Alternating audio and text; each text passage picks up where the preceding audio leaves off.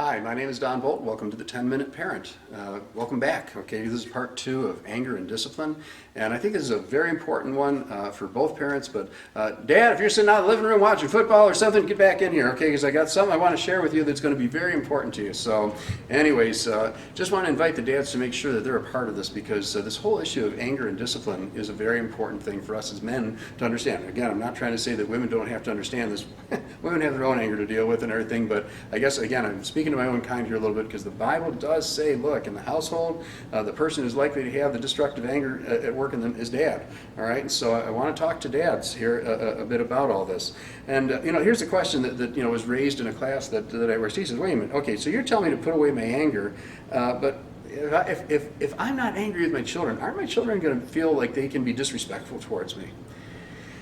And well, if you gave up your anger and decided to do nothing, became passive, you might find yourself dealing with a great deal of disrespect. But it's right for children to fear their parents, but they should fear their parents for the right reasons. And I'll tell you what, the right reasons are a bit more expensive to come by than just scaring your children with your wrath. All right. Why should we fear God? All right, because He's holy. Because He never fails to punish the guilty, and because it's terrifying to imagine the destruction of the wicked. We know that God has a tremendous potential to destroy the wicked. And so, I have this reverential fear of God that says, I want to make sure I don't have any of that in me. So why should our children fear us? Well, they should fear us because we are godly and we represent God to them. That's expensive.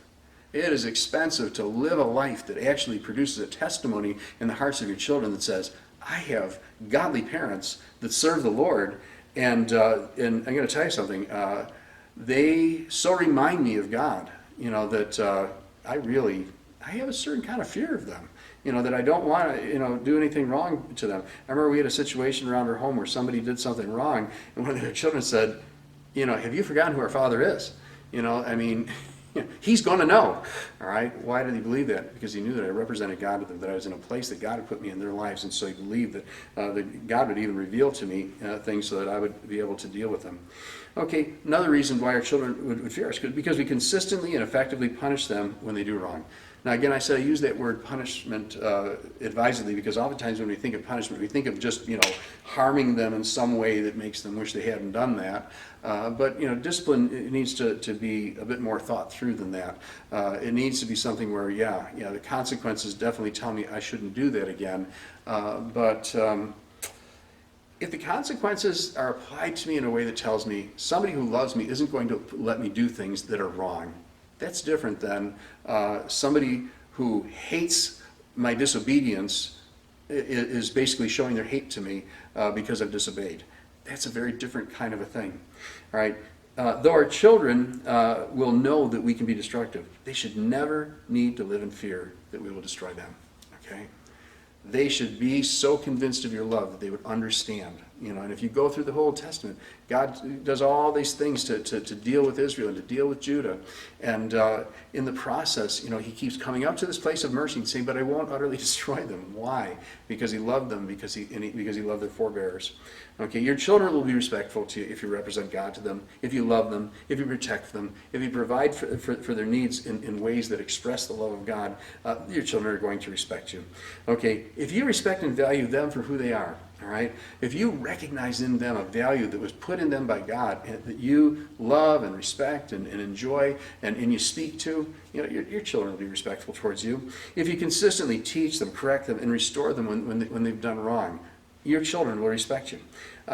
If you teach them respect, remember the ways that children learn best, okay? And I can't remember if the videos I've even talked about this yet, but the 3 ways that children learn best: example, and example, all right? No matter what language, and if you're listening to this in Ukrainian, it's 3 times. Example is the best way that anybody learns anything. And so basically, when they see a respectfulness in you, they'll mirror that to you. So what will happen if I continue to discipline my children in anger? And there are many possibilities, but here's a partial list. 1, your children will follow one of 3 probable directions. Okay, 1, they'll become like you, angry. All right, that's the most likely one, is that you'll reproduce in them your anger.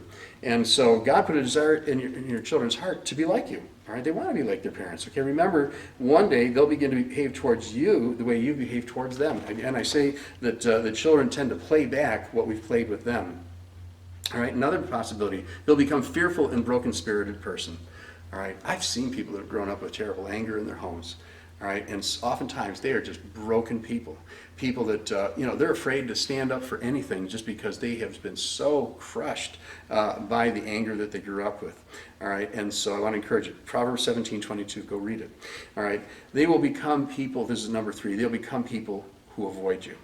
All right, that people recognize people that are having a bad effect on them, and they eventually learn to avoid them. Now, for some people, you may be wishing that your parenting days were over and you're kind of anxious to see your children head out that door. A person with a godly heart towards their children doesn't have the desire to keep them in forever and make them children forever, but at the same time, they want a long-term relationship with their children where they can continue to be an influence and speak into the lives of their kids. All right, so while your children are young, understand, if you're an angry parent, all right, they're going to obey you, all right? But as they grow older, and they'll secretly rebel, and they will feel safe. When they feel safe, they will openly rebel. They'll go through the stage where they just kind of find these ways of rebelling when you're not looking, and then eventually, once they're no longer afraid of you, they will rebel. Another possibility. Remember that as your children grow older, your ability to be awe-inspiring is going to diminish, all right? And if you build too much of your child's reason for honoring and obeying you on this shifting foundation of fear, all right, your child's obedience and respect will tend to shift with it, all right? You don't want that, okay? So, again, build it on the other things that I was talking about earlier. As your control diminishes, you'll be left with nothing because you'll find that your influence in your child's lives will decrease instead of increase because, again, anger tends to make them want to push back and get away from you rather than seek you out for counsel and advice. And another possibility here, and again, reasons that should be stirring your heart as to why you want to deal with this problem with anger in your discipline, that sin and problems that are associated with anger will be passed to the future generations of your family. You may be successful in controlling your angry impulses, but what about your weakest child or grandchild? All right, you may say, well, yeah, but see, I can be angry like this and I've never hurt anybody. But that doesn't mean that somebody later on who picked up on that same anger in a future generation isn't going to cross that line.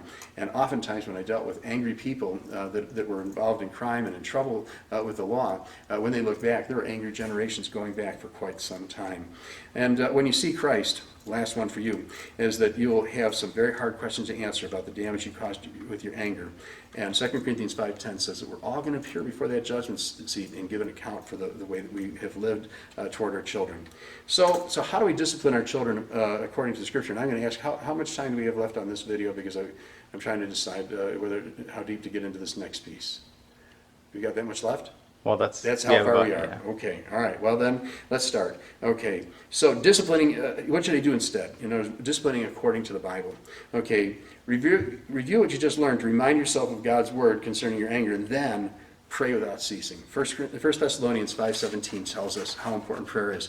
I used to have these prayer blotters. They're like a big pad that went on top of your desk, and I had columns on those things, and I was praying for every one of my family members by name, specifically for the things that I was trying to see accomplished in their lives.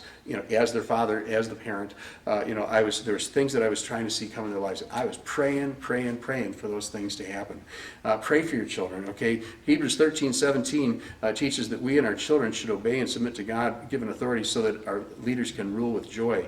Obedience is our children's responsibility. Ruling with joy is our job. If you're somebody who, when you see obedience in your children, you rejoice over it, and you see, because let me just point out a problem.